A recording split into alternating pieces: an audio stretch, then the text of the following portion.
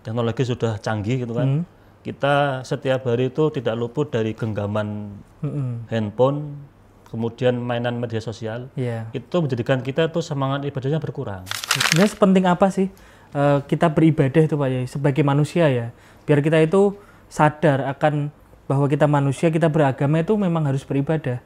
Nah, biar kita meningkatkan kesadaran itu gimana Pak Yai? Kayak misal orang tua mengeluhkan anaknya yang malas beribadah. Nah, itu biar menumbuhkan itu kesadaran itu gimana? Apakah memang harus dipaksakan sejak kecil? Misal kalau nggak sholat atau apa diajar atau gimana itu Pak Yai? Pendekatannya. Yang tua itu khususnya perempuan ya, yang ketika hamil, nah itu mulai dari sudah berusia 4 bulan, ya itu harus dilekati. Makanya orang zaman dulu itu kalau sudah menjadi janin, orang tuanya harus dilakat. Nah, seperti itu. Ketika anak ya diperlakukan seperti anak. Ketika anak sudah mulai tumbuh dewasa, mulai psikologisnya, kita bergaul dan sebagainya harus menyesuaikan. Ketika anak sudah sudah akhir balik, orang tua juga harus bijak. Artinya jangan perlakukan anak tersebut seperti anak kecil terus ya. Betul. Karena itu ada penolakan. Banyak penolakan.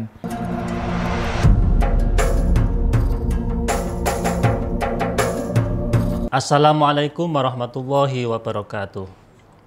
Alhamdulillahirabbil alamin wa bihi nasta'in ala umurud dunya waddin sayyidina wa maulana Muhammadin wa ala alihi wa sahbihi ajmain. Rabbi shrah li sadri wa yassir li amri wahlul 'uqdatam min lisani yafqahu qawli amin. Pemirsa Majati TV, para penonton, sahabat ngopi dan pendengar Radio Dais dimanapun Anda berada. Pertama-tama mari kita panjatkan syukur kita kehadirat Allah Subhanahu wa Ta'ala, yang mana pada kesempatan kali ini kita bisa berjumpa kembali di program Ngopi Ngaji Online Perkara Islam. Kedua kalinya salawat dan salam semoga tercurahkan keribahan Nabi Agung kita Nabi Muhammad SAW. Semoga mahabbah kita kepada baginda Rasul dapat memudahkan hidup kita di dunia dan kelak di yaumil qiyamah kita mendapatkan syafaatnya. Amin amin ya rabbal alamin. Pemirsa Majati TV, para penonton, sahabat ngopi dan pendengar Radio Dais dimanapun Anda berada, alhamdulillah kita bisa ketemu lagi di acara Ngopi Ngaji Online Perkara Islam, dan malam ini kita sudah sampai di episode yang ke-245. Nah, seperti biasa pada episode kali ini saya ditemani teman ngopi saya, ini ada Mas Aldi. Assalamualaikum Mas Aldi. Waalaikumsalam warahmatullahi wabarakatuh. Sehat Mas Aldi? Alhamdulillah sehat. Mas Anis gimana kabarnya? Alhamdulillah sehat. Sehat juga, sehat, alhamdulillah. Ya. Ini Mas Aldi kita ketemu lagi. Ya, ketemu terus kayak Mas Aldi. Tapi kan kalau yang rutin ini setiap malam. Nah, ini kan kita berusaha untuk istiqomah. Nah, malam ini kita kerawuan tamu. Iya. Yang dari mana ini Mas Anis? Ini sebelumnya belum pernah kita undang, ini baru pertama kali. Oh gitu. Beliau tapi juga sudah melalang buana dakwahnya. Kemana-mana ini berarti ya. Beliau juga mungkin mirip-mirip sama Mas lah. Apanya? Beliau kita kenalkan Mas Aldi ya? Ya, beliau adalah Ustadz Muhammad Zainuddin Al-Habid. Assalamualaikum Ustadz. Waalaikumsalam warahmatullahi wabarakatuh. Sehat Ustadz? Alhamdulillah sehat. Ini beliau ini mubalik, juga punya majelis taklim Ustadz ya? Ya. Kemarin ketemu saya di tempat manasik di MAJT. Beliau juga memimpin mandu manasik di situ. Iya. Nah, Mas Aldi ini sudah rawuh ke sini. Kira-kira ini mau ngobrol apa ini? Ya, ini kan kita kan di era modernisasi nih Mas Anis. Nah, kita akan membahas tentang bagaimana kita memperbarui semangat kita dalam beribadah di tengah arus modernisasi Mas Anis. Yang diperbarui semangatnya bukan ibadahnya ya? Iya, ya semangatnya kita untuk beribadah itu kan terkadang kalau di era sekarang itu kan banyak distraksi yang membuat kita kemudian males kan Mas Anis. Yeah. Mungkin ketika beribadah itu ada yang bosan Pak. Atau kalau kayak gini Mas, zaman sudah maju, teknologi sudah canggih gitu kan. Kita setiap hari itu tidak luput dari genggaman handphone, kemudian mainan media sosial. Itu menjadikan kita tuh semangat ibadahnya berkurang. Lagi Facebookan atau TikTokan atau TikTok, apa. Kadang ada suara adzan kita nggak dengar, atau dengar tapi pura-pura nggak dengar. Menunda kadang. Menunda itu kan. Itu juga termasuk bagaimana kita bisa mengonter lah. Bagaimana ini zaman semakin maju tapi ibadah kita tetap semangat. Nah, apalagi kalau memperbarui juga kan. Zaman sekarang ada Gen Z, ada Gen Alpha yang terbaru ya. Gen Z. Kan, saya yang kena terus nih Gen Z ini. Kenapa ini? Lah kan Gen Z kan yang dibahas mesti di sini Gen Z. Saya kan bikin Mas Aldi. fenomena ini kan menjadikan agama Islam itu menjadi semakin maju di kulitnya, semakin berkembang di kulitnya, tetapi substansinya, spiritual ibadahnya itu kan kadang hanya sebatas syiar medsos. Iya. Mau naik haji nanti di sana selfie atau apapun itulah bentuknya. Sholawatan di mana nanti update status. Nah itu Pak Yai, apakah memang kemunduran kita dalam beribadah atau itu sebuah kemajuan di dalam zaman yang serba canggih, serba mudah ini? Monggo Pak Yai. Ya. Assalamualaikum warahmatullahi wabarakatuh. Waalaikumsalam warahmatullahi Alhamdulillahirabbil alamin wassalatu wassalamu ala asyrofil anbiya wal mursalin sayyidina wa maulana Muhammadin wa ala alihi wa sahbihi ajmain amma ba'd. Yang saya hormati Bapak Anies, yang saya hormati Mas Wah, Aldi. kalau ini Bapak ini Mas, saya Bapak. Oh, Bapak. Mas Aldi ya. Mas Anies dan segenap kru Masjid TV dan segenap hadirin dimanapun berada yang dimuliakan Allah Subhanahu wa Ta'ala. Hadirin yang dimuliakan Allah Subhanahu wa Ta'ala, memang di era modernisasi ini adalah sesuatu yang banyak perubahan yang sangat luar biasa, baik itu di sisi kehidupan sosial, baik itu di sisi perubahan-perubahan budaya dan teknologi yang sangat luar biasa. Karena itu dengan pembaharuan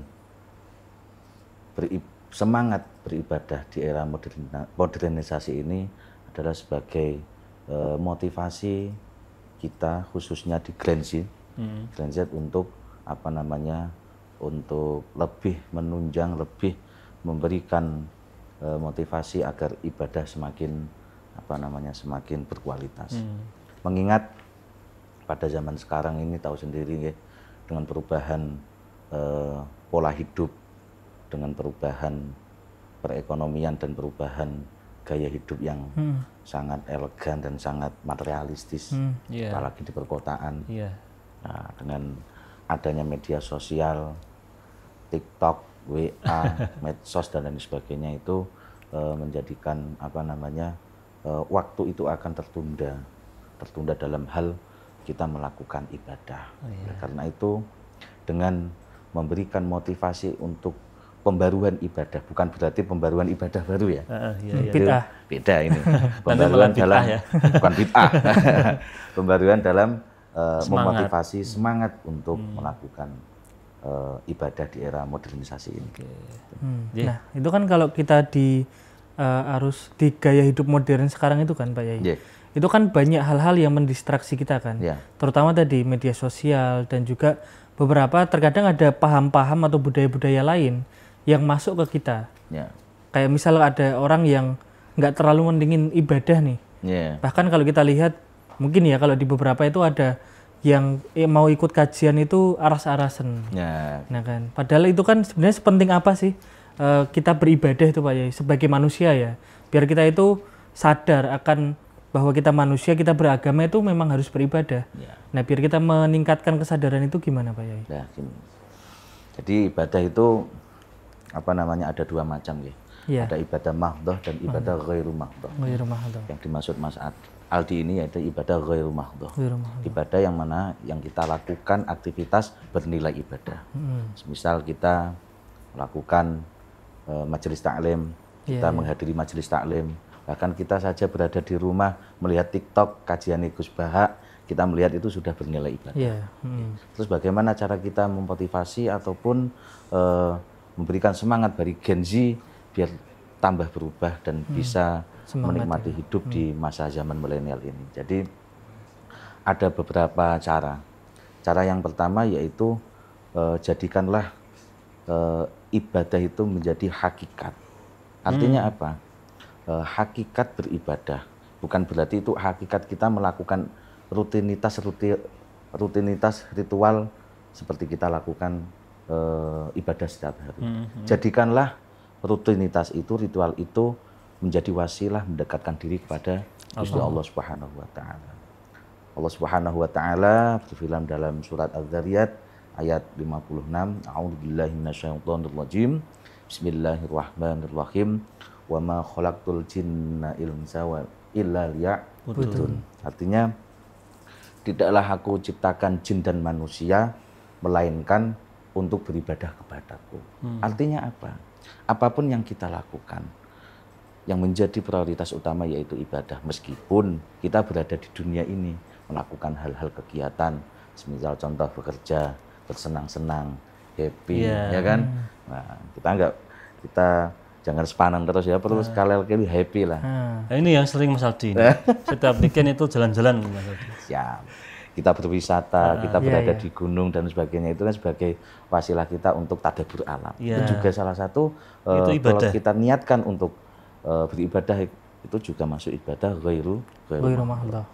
Itu Mas Adi. Kalau yang ibadah mahdhah tuh Pak ya, kan sekarang juga banyak ya, mungkin kayak misal orang tua mengeluhkan anaknya yang malas beribadah.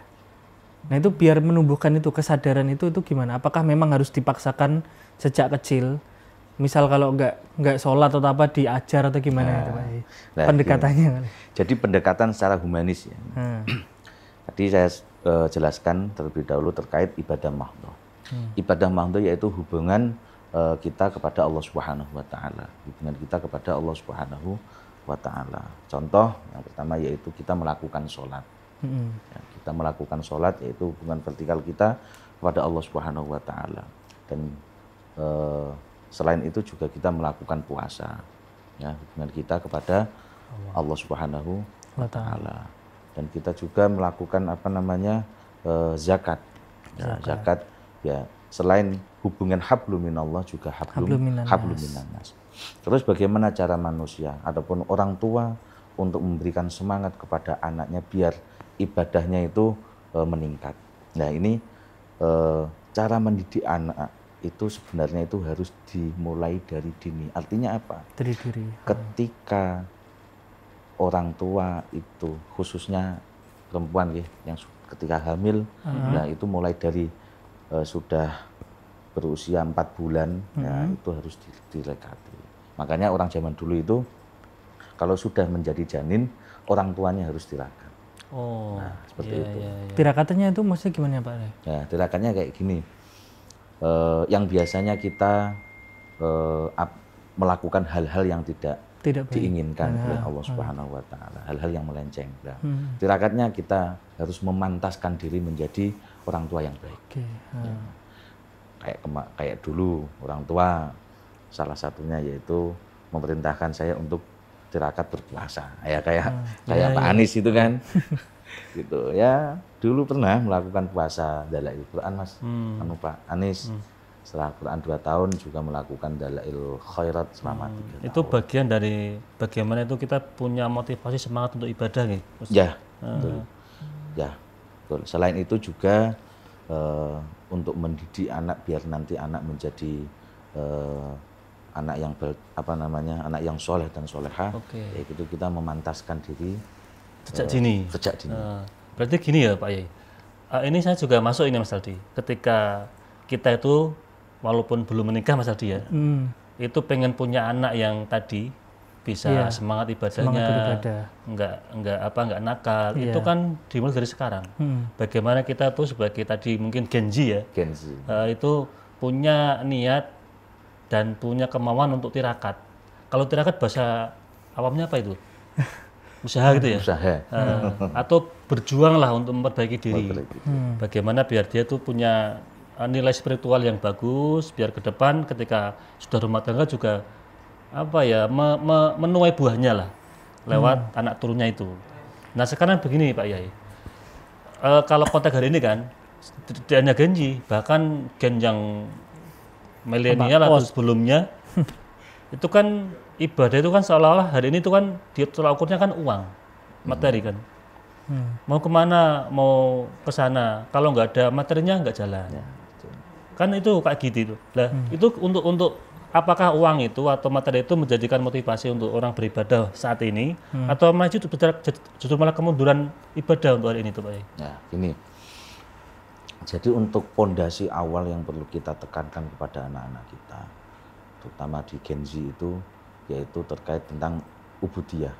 Ubudiyah dasar, memahamkan anak-anak kita dalam hal beribadah. Dan saya meyakini ketika anak sejak kecil dilatih untuk beribadah, dilatih mendalami ilmu-ilmu, mulai dari ilmu-ilmu basic dasar. Insya Allah nanti dia lama-lama akan tertata jiwanya. Artinya jiwanya akan tertata, dan ketika menghadapi fenomena zaman yang sekarang ini, yaitu serba uang tadi, uang menjadi penyemangat, tanpa uang ya ibadah malas Begitu nanti ya uang memang segalanya, tapi bukan untuk pencempurna seperti itu. Ya. Nah, kalau Mas Aldi gimana komentarnya tentang uang itu semangat untuk beribadah itu? Iya, kalau saya sendiri ya itu ya saya juga suka uang sih. Cuman kan mungkin kalau kita misal secara ekonomi itu sudah mantap, itu kan kalau ketika ibadah kan lebih tenang kan Mas. Dan mungkin lebih khusyuk juga kan. Kalau saya pengen bertanya tentang tadi, kalau ibadah ini kan urusannya kan akhir aja Pak ya. Tadi kalau dibilang anak itu dibiasakan sejak kecil. Nah, ketika umur-umur mungkin remaja atau mungkin ketika kuliah, biasanya itu mengalami semacam fase kayak pencarian jati diri. Terkadang dia menanyakan segala hal tuh. Kenapa ya kok aku kok sejak kecil disuruh ibadah? Saya disuruh jadi orang Islam. Kan ada tuh fase-fase kayak gitu. Apalagi di era tadi modernisasi itu kan juga sangat terbuka tuh informasi. Bahkan kuliah nanti aku nggak ibadah aja gitu. Atau mungkin ada yang tadi mempertanyakan kenapa kok saya harus beragama Islam, terus kenapa kok Tuhanku misal Allah gitu kan. Nah kan ada semacam kayak gitu karena tadi Mas Anis semakin terbuka informasinya dan dia melihat ada mereka yang berbeda gitu loh. Nah itu bagaimana mengatasinya? Gini, ada beberapa metode atau cara.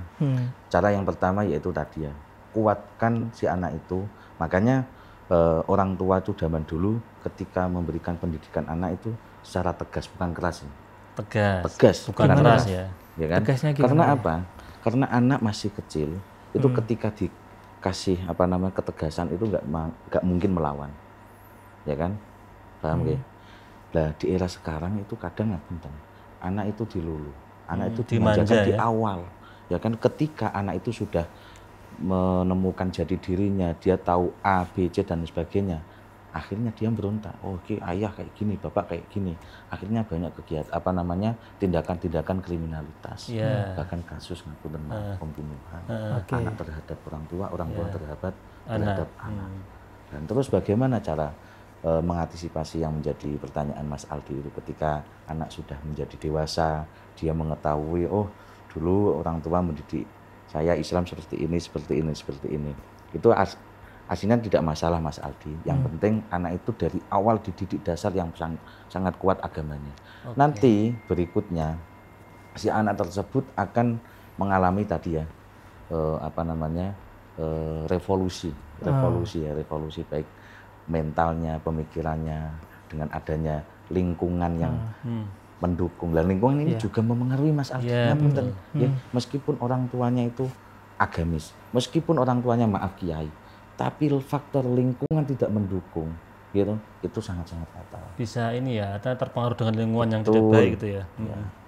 Makanya banyak yang menyarankan dari orang-orang tua dulu, kalau bisa nanti anak kalau sudah selesai sekolah SD diusahakan untuk bisa dipondokkan di pesantren, dididik agama yang lebih lebih mendalam. Oh berarti gini Mas Aldi atau Pak Yai, kita analogikan itu ibarat pohon ya. Kalau anak itu dari awal itu dididik dengan baik, maka kan akarnya akan kuat. Nah kalau pohon semakin tinggi kan semakin banyak anginnya itu Pak Yai. Nah kalau misalkan akarnya kuat kan tidak mungkin itu pohon jadi jatuh atau rubuh kan. Mungkin kan juga ketika mereka sudah tumbuh ke atas itu kan pasti mereka melihat ternyata dunia seluas ini dan ketika mungkin angin menerpa dan lain sebagainya, badai, mereka nggak mudah tumbang, mungkin maksudnya gitu ya Mas. Karena kan lebih bijaksana kan. Karena kan ketika mungkin di dunia ketika mereka sudah keluar dari rumah misalnya, keluar dari lingkungan yang dulunya mungkin pondokan Pak Yai, itu kan kemudian mereka melihat segala macam bentuk segala macam bentuk pemikiran, dan akhirnya mereka juga kalau ketika kita menjumpai tadi pemikiran yang berbeda, apakah kita langsung menolak atau kita perlu nih mempelajari dulu? Karena kan kalau saya ya Pak ya, ini pengalaman sendiri ya. Itu biasanya saya tuh mempelajari dulu. Mempelajari, oh ternyata orang Kristen itu pemahamannya seperti ini, misalnya kayak gitu. Orang Hindu dan lain sebagainya. Dengan itu malah saya itu lebih menguatkan lagi. Artinya menguatkan keislamannya. Iya, keislaman, bukan malah ke Hindu dan lain sebagainya. Malah saya, oh ternyata manusia itu pemikirannya itu seperti ini, jadi lebih terbuka lagi. Nah, kalau jenengan gimana Pak ya, menanggapi hal seperti itu? Jadi untuk menanggapi hal tersebut terkait untuk perubahan ya, perubahan ketika kita menghadapi permasalahan-permasalahan seperti tadi. Oh ternyata seperti ini. Oh ternyata seperti ini. Oh ternyata seperti ini. Jadi menjadi orang tua itu harus mengikuti arus. Artinya mengikuti relevansi yang ada di dunia ini. Iya. Jadi perkembangan zaman. Perkembangan zaman, betul itu. Ketika anak ya diperlakukan seperti anak. Ketika anak sudah mulai tumbuh dewasa, mulai psikologisnya, kita bergaul dan sebagainya harus menyesuaikan. Ketika anak sudah sudah akhir balik, orang tua juga harus bijak. Artinya jangan perlakukan anak tersebut seperti anak kecil terus ya. Betul. Karena itu ada penolakan. Banyak penolakan. Bahkan ngapunten beberapa tempat itu komunitas-komunitas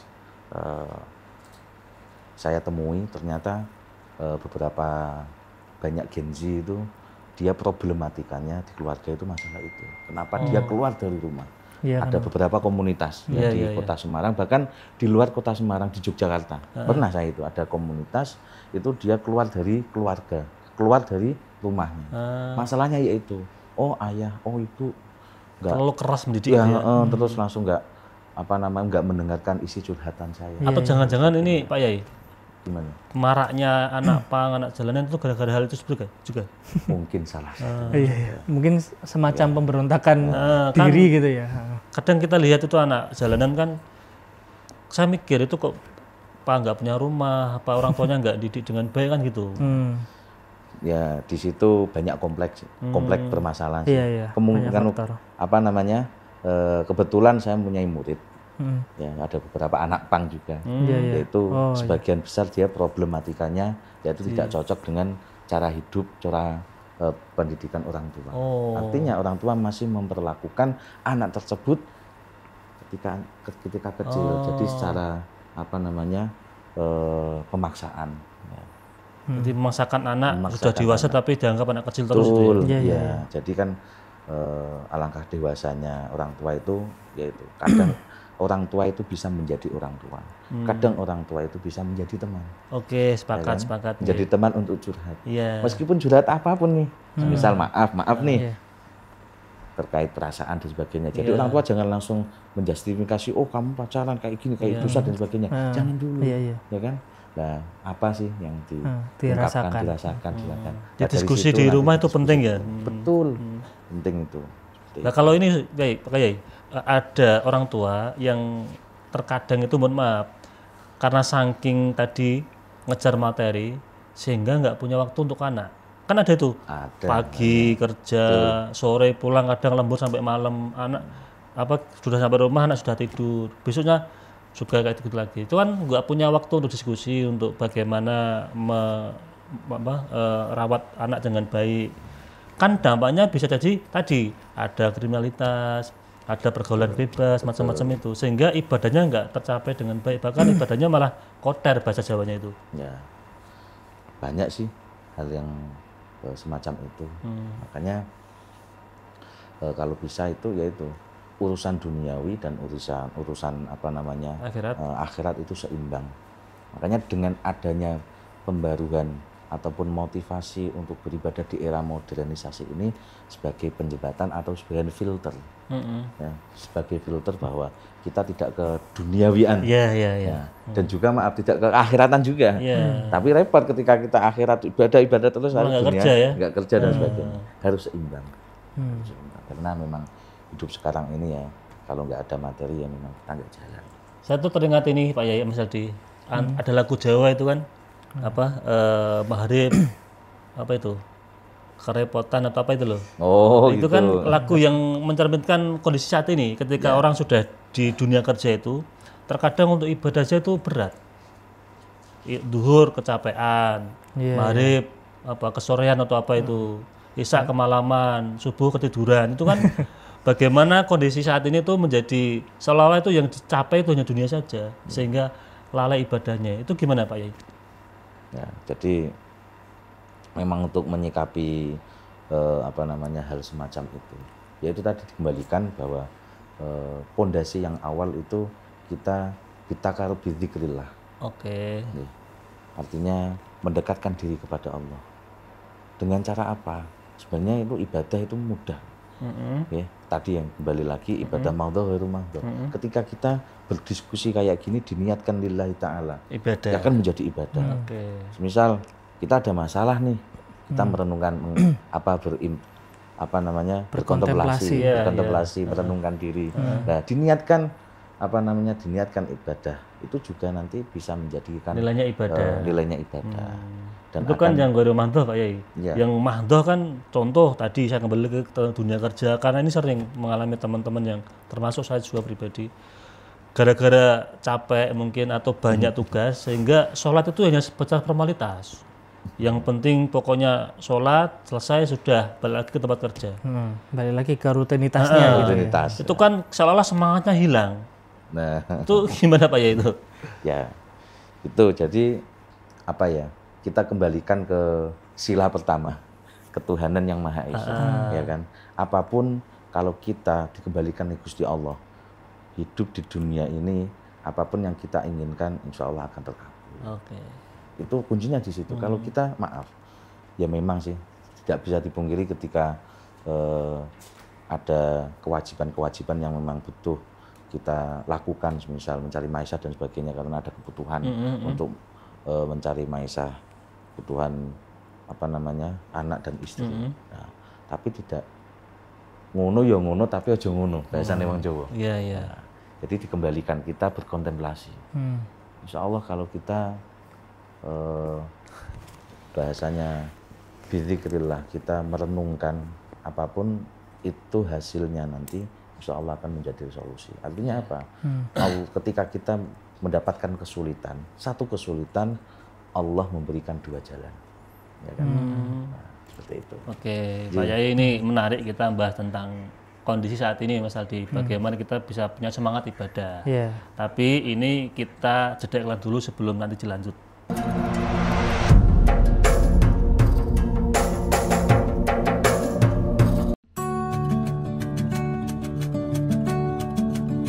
Berdiri megah di bagian tengah Pulau Jawa, inilah Masjid Agung Jawa Tengah. Tak sekedar menjadi tempat ibadah, namun juga destinasi religi yang asyik, bersejarah dan mendunia. Perpaduan budaya dari berbagai penjuru dunia, seperti pada kubah Masjid ala Timur Tengah, minaret khas Semenanjung Balkan, serta sentuhan arsitektur Jawa, semakin menambah keindahannya. 6 buah payung raksasa, gerbang Al-Qanatir khas Kolosium Roma, serta area manasik dengan replika Ka'bahnya menambah kemegahan setiap sudut Masjid Agung Jawa Tengah.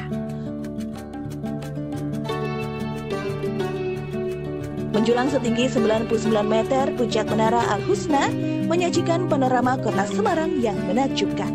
Tak lupa, museum yang semakin menambah wawasan kita tentang perkembangan Islam di Jawa Tengah.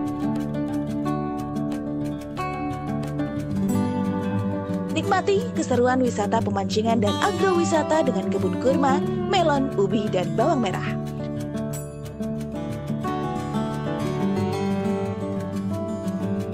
Tak perlu khawatir mencari penginapan. Hotel Geraha Agung siap melayani para pengunjung yang ingin beristirahat.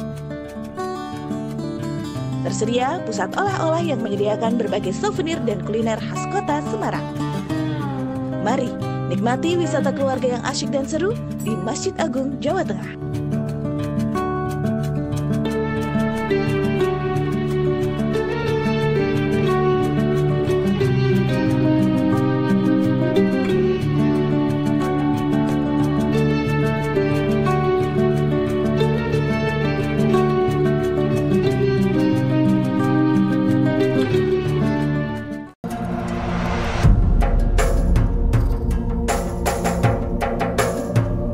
Pemirsa MCT TV, para penonton, sahabat ngopi, dan pendengar audio Dais dimanapun Anda berada, kita kembali lagi di acara ngopi ngaji online perkara Islam. Ini masih bersama Ustadz Muhammad Zainuddin Al-Hafidh dan Mas Aldi tentunya. Nah, Mas Aldi, ini kita membahas ibadah, dan sebenarnya kita berdua bingung ini. Apakah ibadah kita sudah baik atau belum? Nah, ini bahasnya tentang semangat untuk beribadah. Tadi disampaikan bahwa ada semacam kayak tafakur, itu juga nilainya ibadah. Kalau orang galau, apalagi Genzi kan, itu kan sering menyendiri, sering nyepi. Entah nanti mau di kamar atau tadi disampaikan Mas Aldi di puncak gunung atau dimanapun itulah. Nah, itu apakah juga punya nilai spiritual untuk semangat ibadah atau untuk perbaikan diri, atau justru malah kebalikannya Pak Yai? Ketika orang-orang seperti itu pengen nyari tempat kesendirian lah karena untuk apa, mungkin lepas dari masalahnya itu loh. Ya, terima kasih Pak Anies. Jadi memang ada beberapa tahapan nih untuk mengatasi terutama Genzi itu. Nah, karena Genzi itu tidak bisa dipaksakan. Ya, artinya dia harus keluar dari zonasinya yang dia lakukan dengan teman-temannya. Atau keluar circle-nya. Betul. Nah, ya itu jadi dengan cara-cara kita beribadah dari rumah, untuk salah satunya bagaimana untuk memberikan motivasi Genzi itu lebih semangat beribadahnya. Kan banyak cara nih. Contoh, misal kok galau ini pengen mancing lah. Mancing ning laut, kena tutulah til-til kan. Terasa kayak nikmat. Nah, itu diniatkan juga untuk apa namanya, setiap kita lakukan aktivitas beribadah. Nanti takutnya gini Pak Yai, kan itu kan belum pernah mancing ya. Mancing sendirian di laut. Terus dapat ikan besar nggak bisa, ini malah dengan kerot ke jebur, itu kan repot juga Pak Yai. Itu beresiko ya kan. Resiko. Jadi yang tidak berisiko tinggi ya kita apa namanya melakukan hal-hal kegiatan, misal kegiatan sosial nih. Oke, ya betul. Artinya kita punya wadah apapun lah. Kan anak muda juga, kalau di sini ada remaja masjid, kalau di kampung ada Karang Taruna, atau dimanapun itu yang sifatnya itu untuk perbaikan diri Pak Yai. Perbaikan diri. Nah, tadi tentang memperbarui semangat ya Pak Yai. Ya. Sebenarnya yang kita perbarui itu apanya Pak Yai? Kan kita pengen memperbarui semangat nih. Nah, kita mulainya, stepnya itu yang pertama itu apa dulu? Biar kita itu tahu nih, biar kita memperbarui semangat itu kita harus melakukan ini yang perlu kita koreksi gitu loh. Apakah mulai bajunya dulu, pakai jubah? Iya, kan ada yang kayak gitu. Ya betul. Jadi yang kita mulai yaitu memantaskan diri kita dulu. Ya kan? Artinya meskipun diri kita belum semaksimal mungkin, ya kan, paling tidak kita berkumpul, berteman dengan orang-orang soleh. Ada pengajian, ayo kita ngaji. Meskipun kita belum bisa ngaji, belum bisa baca Al-Quran. Jadi minimal kita kumpul dengan orang-orang soleh. Betul. Ada kajian dimanapun, ayo misal Masjid Agung Jawa Tengah nih yang mengisi Yai Khairul Amin, ayo ngaji di sana. Minimal seperti itu, ya kan. Langsung ada kegiatan sholawatan, azahir atau dengan Gus Huda misal. Ayo ikut situ, kan banyak nih. Nah, kayak di Kiai Ali Gondrong ya, Ali Cari itu juga kan jamaahnya Genzi, banyak yang Genzi kan, banyak jamaah-jamaah yang galau. Itu memang dari konsepnya beliau itu mewadahi orang-orang yang seperti itu. Jadi dia dinyamankan dulu, ya kan, nggak langsung kamu harus kayak gini, harus ini, itu sulit. Artinya pendoktrinan itu nanti. Iya, yang penting nyaman dulu ya. Betul. Kan kemarin sempat juga rame nih Pak Yai tentang ini ya. Jadi misal ada orang yang dia itu sholawatan, terus dia itu cuman di sana itu mungkin ada yang joget-joget, ada yang sekedar pengen nonton yang sholawat karena ganteng dan lain sebagainya. Itu banyak yang kemudian menjudge, masa ya sholawatan kayak gitu loh. Atau karena cuman pengen buat konten saja, kan banyak juga. Buat kontennya itu sebenarnya gimana Pak Yai? Ya, jadi kayak gini, untuk apa namanya idealisnya, intinya ketika seperti itu, jadi ya terlepas pro dan kontra ya. Kalau kita membahas pro dan kontra itu nggak ada apa namanya, habisnya jelas. Artinya kita ke sisi positifnya aja. Tadi yang sudah saya sampaikan dalam surat At-Tin, laisallahu bi ahkamil hakimin, tidak ada yang bisa menghakimi kecuali Allah Subhanahu wa taala. Iya memang kalau misal orang itu tujuannya konten, tapi kita nggak tahu itu konten ternyata dia pengen tobat, tapi dengan cara dia membuat konten, langsung dia ingin menghadiri sholawat. Ya senajan sholatnya itu gerutal-geratul, kadang ya hanya di maghrib, kadang di subuh, kadang bablas, kadang sholatnya setahun 2 kali. Nah itu proses, everything is proses. Iya. Artinya yang penting ada usaha gitu kan. Ya ada peningkatan. Atau jangan-jangan gini Pak Yaya, yang sering komentar kayak gitu mungkin nggak pernah ikut majelis kemudian komentar mungkin. Nah ya itu mungkin kalau di dalam psikologi ada yang namanya spiritual narcissism. Jadi tadi orang yang nggak pernah, ya sebenarnya tuh secara agama itu sebenarnya dia biasa aja gitu kan. Tapi ketika ada yang seakan-akan itu salah, dia tuh langsung menyerang gitu. Merasa bahwa ini kok kayak gini, sholat kok kayak gini. Lah sholatmu irung bener. Kan gitu. Kalau misalkan kita boleh menyampaikan misal di majelis seperti itu kan bagus ya, positif ya. Lah tergantung niat kita kesana kan apa. Kalau misalkan kita pengen memperbaiki diri ya sudah, kamu fokus ke dirimu dulu. Orang lain mau bilang apa ya terserah. Yang penting kamu fokus terhadap perbaikan di dalam dirimu sendiri. Karena kan mungkin tadi juga ya Pak, kalau dalam beragama itu kan kita juga ada stepnya, ada tingkatannya lah. Kayak misal dulu saya juga senang misal menghadiri yang rame-rame, sholawatan dan sebagainya. Mungkin kalau kemudian, sekarang, kalau sekarang mungkin bergeser lebih ke kajian, diskusi, yang memang itu ilmunya itu real dan bisa kita terapkan langsung lah gitu loh. Gitu. Kalau mungkin kan ada pergeseran itu kan kemudian ya sholawatan tetap kalau di sini ada ya tetap ikut gitu kan. Karena panitia Pak Yai. Iya, tahu aja ini. Dan juga kayak gini dengan beribadah lewat media sosial, ya kan? Seperti contoh. Gimana tuh maksudnya kita sholat di media sosial atau gimana? Atau dikontenin atau gimana? Iya, karena memang saat ini kan kita itu terjebak dengan hal-hal yang sifatnya itu privasi. Artinya ketika kita melakukan hal baik, wah gitu, ri atau enggak, ya takut gitu. Ya kan tahu kan. Benar. Tapi kenapa? Itu ada kemaksiatan yang sangat vulgar kita biarkan. Contoh di TikTok, contoh di Instagram, jogetan kayak gitu. Nah, melihat dengan mata telanjang, apakah itu maksiat? Iya, maksiat. Maksiat kan? Nah, maka oleh karena itu kita imbangi. Imbangi dengan apa? Dengan kegiatan-kegiatan positif. Seperti kayak ini kajian. Ini bagus ini, meskipun yang melihat hanya berapa sebagainya. Tapi kalau kita di-push lama-lama akan banyak. Kita share akan banyak. Karena apa? Mengimbangi kemaksiatan yang sudah. Karena kan tadi kan ada orang yang terkadang sering nge-share tuh ketika ibadah, ketika apapun lah. Nah kemudian ada yang komen. Misal ada yang nyinyir lah gitu lah. Wah ngono kok dipamerno. Maca Quran dipamerno. Sok alim, sok suci kan. Nah gitu. Jadi kayak gini nggih. Terkait itu sebenarnya itu cobaan ya. Cobaan artinya apa? Ketika ada maksiat kenapa kok nggak komennya? Bahkan dilihat dan sebagainya. Bahkan malah seolah-olah itu mendukung. Mendukung. Nah, kita lawan. Di situ kita lawan. Memang itu cobaannya gitu ya Pak ya? Ya, cobaannya. Karena kan mungkin yang nyinyir tadi ini saya di sisi yang nyinyir nih misalnya ya.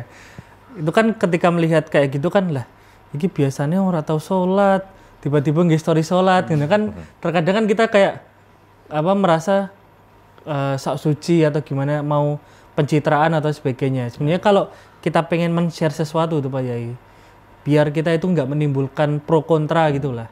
Ya kontra lah. Kalau kita menimbulkan kontra itu gimana? Mungkin ada caranya nggak gitu? Ya jadi biar enak gitu.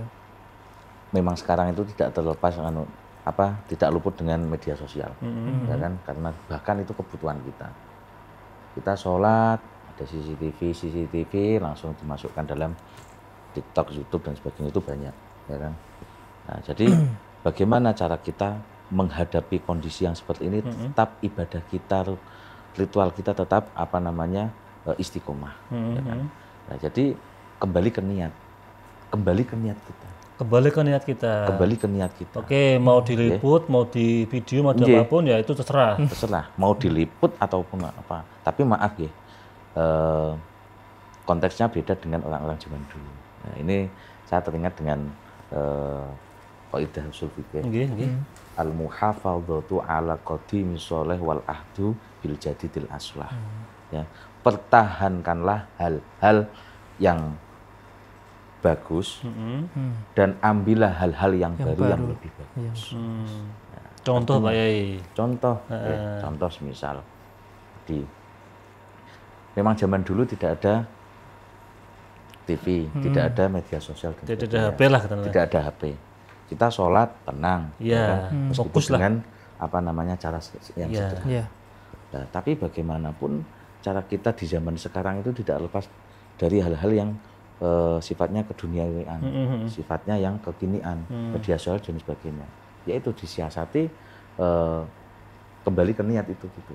Jadi tidak tidak menghilangkan niat kita untuk beribadah, yaitu riya, untuk riya, sombong dan sebagainya. Kita hilangkan mindset bahwa media sosial dan sebagainya itu sebagai kebutuhan kita sebagai media dakwah atau syiar kita. Betul. Biar Islam lebih maju, lebih berkembang itu ya. Oke Pak Yai, ini tadi terkait dengan ibadah ya. Saya pengen membahas tentang manfaatnya, terutama ibadah makhluk tadi yang rutinitas itu kan.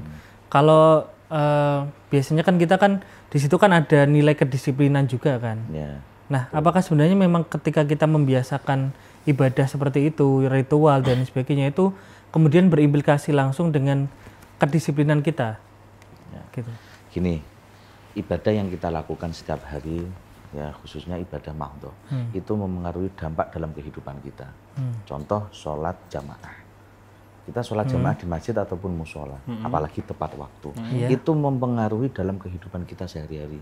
Bekerja tidak linda-lindi, tepat waktu dan lain sebagainya. Itu mempengaruhi positif. Nah, selain itu juga berdampak kepada hubungan sosial kita kepada sesama manusia. Itu jelas, ya kan?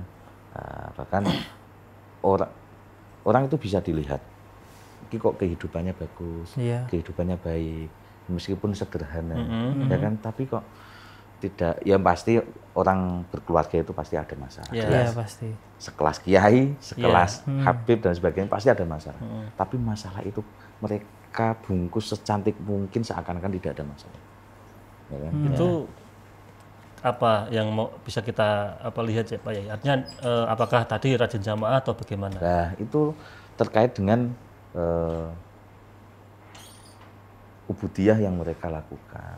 Walaupun mungkin banyak masalah, banyak ini, tapi ibadah tetap jalan itu Pak Yai. Ibadah jalan. Berarti mungkin kalau kita pengen mengevaluasi tentang ibadah tadi kita, misal sholat gitulah. Apakah sholat kita udah bener atau mungkin ada yang masih kurang, itu kita lihat dari bagaimana sosial kita juga ya Pak Yai. Bagaimana hubungan kita misal di dunia kerja atau mungkin di sosial. Apakah kita kemudian baik di situ, apakah mungkin etos kerja kita meningkat gitu. Mungkin bisa dilihat dari situ juga ya. Bisa. Kan ini masalah dia. Kalau pengen evaluasi sholatnya loh, yang simpel kan begini. Masalah di sholat, kemudian direkam. Setelah sholat nanti dilihat. Ini dibikin aja. Artinya gini kan, sholat kan kalau di dalam Al-Quran bisa mencegah dari kegiatan yang keji dan mungkar kan. Berarti kalau sholatnya itu benar, kan otomatis kan gitu loh. Maksiatnya kan tidak bisa di ini. Tapi kalau sholatnya nggak benar, tadi yang formalitas, ya mungkin godaan akan masuk terus. Setan akan terus menggoda untuk berbuat maksiat Pak ya. Berarti kalau misal kita merasa nih Mas Anis, wah aku kok maksiat terus ya. Berarti yang kita perbaiki sholatnya gitu ya. Bermasalah itu maksudnya. Lah biar ini Pak Yai, biar sholatnya nggak bermasalah. Ya sholat iya, tapi terkadang masih suka ngusilin teman, masih suka nyindirin orang. Terkait sholat, untuk yang pertama bagaimana cara kita sholat khusyuk. Ya biar bener lah gitu ya. Bahkan sahabat saja itu ya, untuk menjadikan khusyuk itu sangat sulit. Ya kan? Ya paling tidak kita ya sekelas manusia, sekelas setelah sahabat tabiin, apalagi umat akhir zaman ya. Wah, akhir zaman kayak gini. Ya paling tidak kita berusaha untuk melakukan ibadah secara baik. Minimal kita memahami makna kandungan dalam sholat. Contoh nih, ketika takbiratul ihram, Allahu Akbar, Allah Maha Besar, ya Allah. Oke. Nah, ketika kita sujud, ya, kenapa kita sujud, badan kita sujud serendah mungkin. Nah, karena di sini ada penguasa yaitu Allah Subhanahu wa taala. Tidak ada hal yang kita sombongkan, tidak ada hal yang kita kuasai kecuali hanya Allah Subhanahu wa taala. Nah, dari situ ketika kita salam assalamualaikum warahmatullahi wabarakatuh. Assalamualaikum. Nah, itu nanti ada hal-hal yang membuat diri kita itu menjadi tenang, menjadi damai. Legowo lah gitu Legowo, ya. ya. Oh, berarti ini ya sholatnya harus difilosofiskan Mas Aldi. Ya, Iya. itu tahapan berikutnya. Untuk tahapan-tahapan awal ya kita Yang penting mengerjakan sholat. mulai fikih, ya fikih. Bagaimana cara wudhu kita, ya kan? Bagaimana tata cara wudhu, sunnah-sunnahnya bagaimana. Kalau sudah selesai tahapan awal itu, baru naik tahapan yang berikutnya tentang tadi filosofi sholat tadi ya. Betul. Karena kan mungkin juga sholat itu kan melatih ketenangan kita juga kan Mbak Yai. Terutama ketika kita disuruh untuk takbiratul ihram, terus berdiri itu kan juga kita melatih ketenangan kita. Apalagi ketika dunia yang begitu ramai sekarang itu kan kita kan juga perlu waktu sejenak untuk ya melipir dikit lah gitu loh. Kadang gini loh Mas Aldi, ketika tidak sholat itu pikiran hening. Tapi ketika sholat pikiran berisik gitu. Itu kan banyak kejadian seperti itu Pak ya. Itu apakah karena memang tadi sholatnya buruk sehingga setan ketika sholat itu langsung menghiapi semua atau bagaimana itu? Ya itu fenomena. Kadang kita sholat ya teringat di luar ada jemuran ya, sholatnya atau tugas belum selesai. Betul. Jadi memang ya itu cobaan, sebenarnya cobaan. Paling tidak kita minimal kita melakukan yang menjadi syariat-syariat Islam yang kita jalan. Atau kalau misalkan gini bagaimana Pak Yai, Mas Aldi? Sholat mikir sholat, itu gimana itu? Gimana? Sholat mikir sholat, kan sholat, tapi mikirnya sholat. Contoh misalkan sholat nih, bukan karena tadi, tapi karena bicaranya sholatku ben kusuk ya. Oh, berarti gitu dia sholat sambil mikirin ya kusuk. Artinya bukan fokusnya langsung ke Allah, enggak, tapi tadi sholatnya biar baik itu loh. Iya, jadi tadi setiap kata-kata yang kita lakukan, makanya dianjurkan ketika mau kita sholat, pahami makna sholat itu. Setiap gerakan, ya kan? Misal nggak bisa bahasa Arab nih, bahasa Indonesianya dibaca. Artinya kita belajar tentang artinya. Sami Allahu hamidah ketika bacaan Fatihah, ya. Allahu Akbar, alhamdulillahirabbil alamin, sama artinya itu luar biasa artinya itu. Itu benar-benar kalau kita hayati, ya itu masya Allah bisa meneteskan air mata. Artinya penghayatan terhadap makna dari doa-doa di dalam sholat itu kan sangat penting ya, biar kita tuh bisa benar-benar fokus, khusyuk dan tidak tadi gerambiang pikirannya itu. Tapi mungkin penghayatan tadi bukan kemudian dipikirkan kayak tadi Mas Anis, kayak bacaan dan sebagainya kan. Kalau di psikologi itu kan ada kondisi flow. Flow itu ketika kita sudah benar-benar menghayati tadi. Kita nggak mikirin bacaannya Bismillah gitu, nggak dipikirin lagi, tapi sudah otomatis dan ketika membaca itu sudah langsung meresap gitu loh. Itu kayak tahapan ketiga itu ya Pak ya. Tahapan kan tadi tahapan pertama fikihnya benar. Tahapan kedua bisa menghayati maknanya, filosofi sholatnya itu seperti apa. Tahapan ketiga kan tadi mungkin Mas Aldi itu yang dikatakan flow tadi. Ya kondisi flow itu yang kalau misal kita latihan tuh, kalau Mas Subhan itu kan dia latihan silat itu. Silat kan dulu kan pasti gerakannya gini, tapi ketika sudah menghadapi misal pertandingan atau apa itu sudah secara otomatis gitu, nggak perlu dipikirin. Sudah nggak bergerak gitu maksudnya. Jadi nggak perlu dipikirin serius gitu. Tasawufnya mulai terasa. Mungkin kalau di sholat itu kan juga kayak gitu kan, nggak perlu dipikirin lagi, tapi kita sudah benar-benar bahasanya Pak Yai? Sudah menyatu dengan ya mungkin seperti itu ya. Tapi memang bisa dilihat kok kesuksesan orang itu kadang ya itu tadi.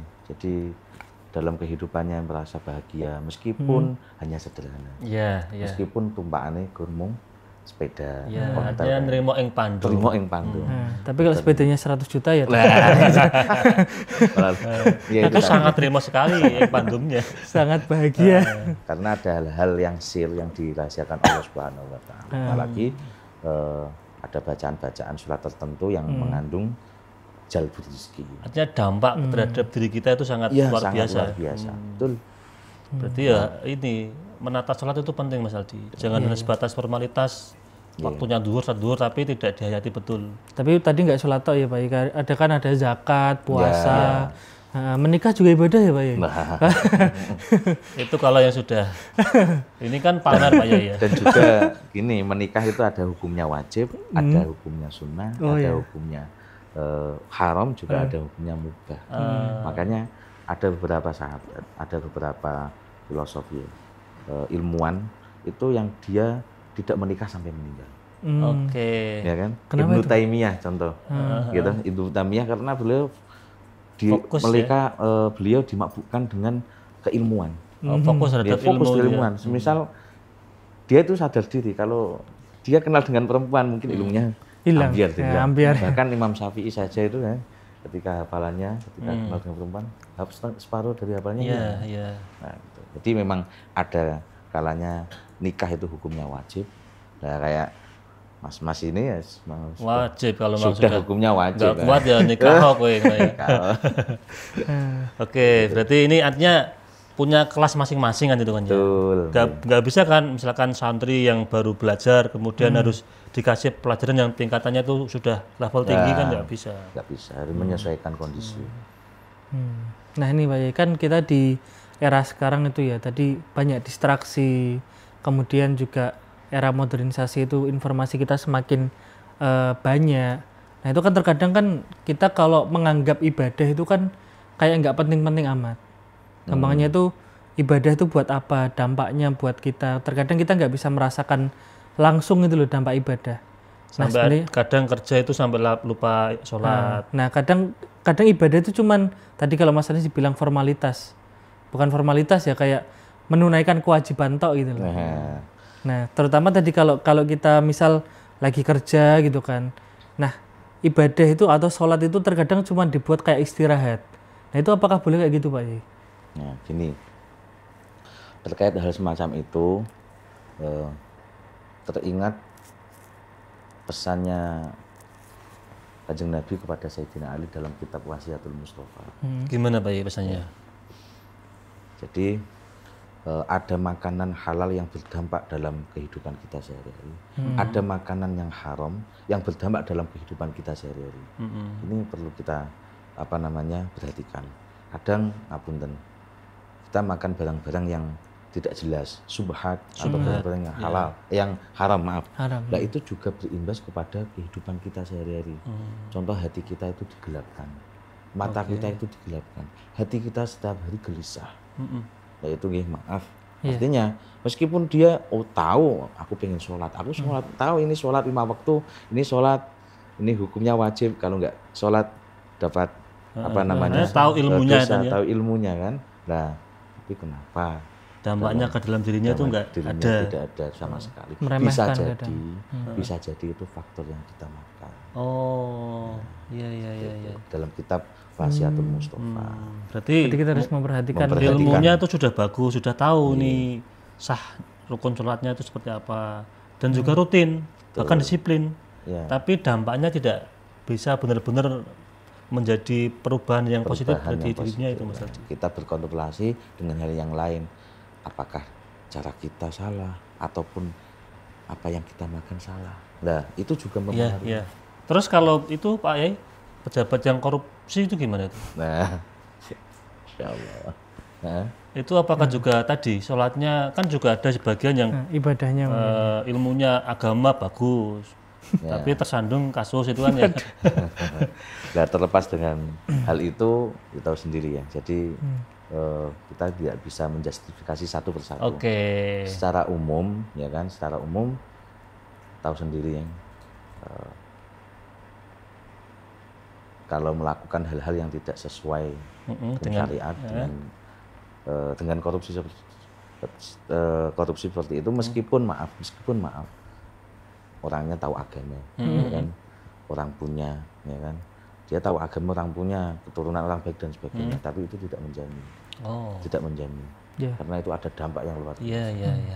Kalau saya mungkin nggak menyalahkan dia pinter agamanya atau mungkin dia ibadahnya tahulah kentang lah ibadahnya. Punya ilmunya, nggak menyalahkan itunya, tapi ya memang ketika itu dia berbuat salah ya memang itu harus dihukum gitu, maksudnya disesuaikan gitu loh. Kita kemudian nggak memandang oh masa wong duwe ilmu kayak ngene ngono. Mungkin nggak memandang itunya ya. Kita fokus sama apa yang dia perbuat gitu loh. Nggak kemudian menyalahkan orang yang kemudian kan akhirnya kayak mengeneralisir juga kan Pak Yai. Orang-orang yang mungkin juga sama misal kiai atau apa itu kemudian digeneralisir oh berarti kebanyakan rata-rata kayak gitu ya. Takutnya kan seperti itu juga. Tapi ada mustasnayat Mas Aldi. Ada gimana tuh Pak Yai? Ada pengecualian ya? Gini, ada yang menjadi pelaku, ada yang menjadi korban. Oke, Ya kan? sepakat. Kasus korupsi. Oke, ya. Contoh saja, saya ngisi di lapas itu. Di lapas itu beraneka ragam. Ada yang narkoboy, ada yang tipikor. Artinya kasus-kasusnya itu ya. Ada beberapa yang saya tanya dan sebagainya. Memang ada beberapa orang yang menjadi korban. Oh, berarti nggak salah. Dia tidak salah. Tapi jadi Dia korban. bisa jadi yang korupsi, ya tadi kan. Ada orang yang korupsi bisa jadi dia menjadi korban. Oke. Padahal dia nggak melakukan. Dia melakukan, cuma hanya mungkin tanda tangan atau apa nggak tahu kan. Betul-betul. Akhirnya Korban.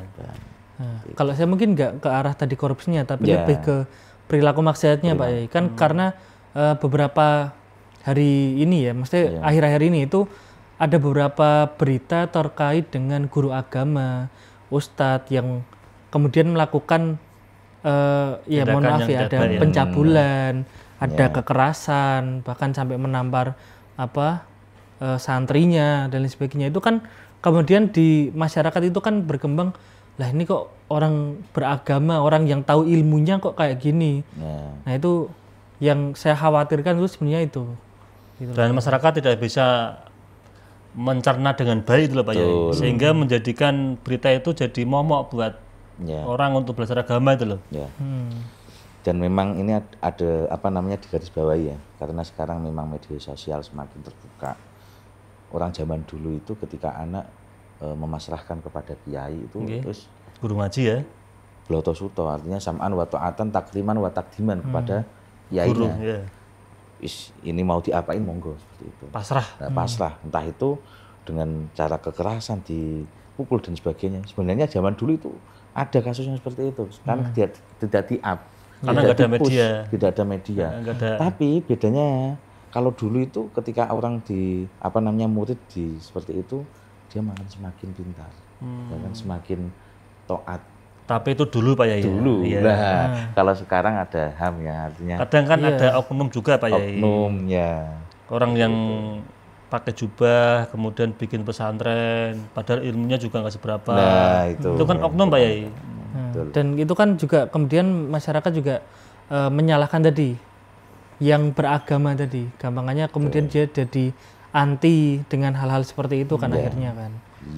Itu kan yang perlu kita memahami bahwa sebenarnya nggak semua orang yang nampak baik, yang entah itu kemudian dia melabeli diri ustadz, kiai dan sebagainya itu kemudian kita bisa percaya 100% gitu loh. Kecuali memang track recordnya itu kita tahu sendiri gitu loh, bahwa beliau itu kredibel. Kan sekarang sudah menjamur itu orang-orang yang kelihatannya itu ahli agama, tapi ternyata tadi sampai yang berita yang terakhir saya lihat itu kemudian mencabuli muridnya gitu loh. Dan itu terbukti dan ada videonya soalnya. Itu yang membuat miris itu lebih ke situ gitu loh Pak Yai. Ya makanya ini khususnya di Kota Semarang, mungkin umumnya ada juga ya FKPP, Forum Komunikasi Pondok Pesantren. Itu kerjasama dengan Pemkot Mas, sama Pak Anies. Jadi itu ada semacam sosialisasi terkait bullying. Jadi ada forum yang memang membahas hal seperti itu ya. Hal semacam itu ada wadah. Kebetulan saya masuk dalam jajaran tersebut. Mungkin yang tadi oknum-oknum tadi mungkin tidak punya wadah seperti itu Mas Aldi. Jadi mereka tuh bebas melakukan apapun.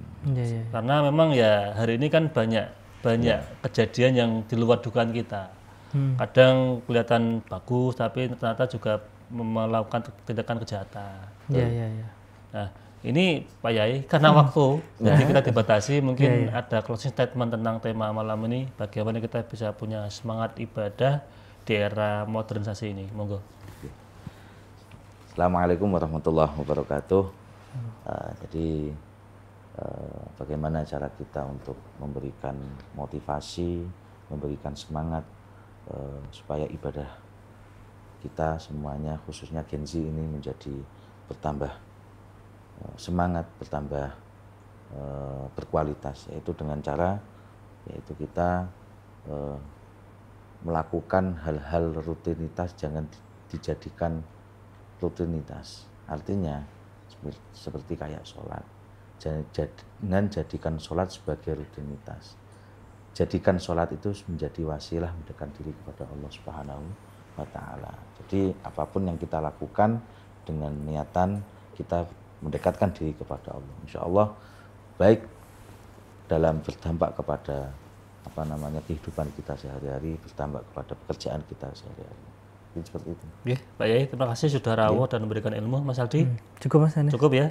Oke, pemirsa Majati TV, para penonton, sahabat ngopi dan pendengar radio dimanapun Anda berada, demikian ngopi pada episode kali ini. Saya salah kuas, apabila banyak salah banyak khilaf, mohon maaf yang sebesar-besarnya. Akhirul kalam, assalamualaikum warahmatullahi wabarakatuh.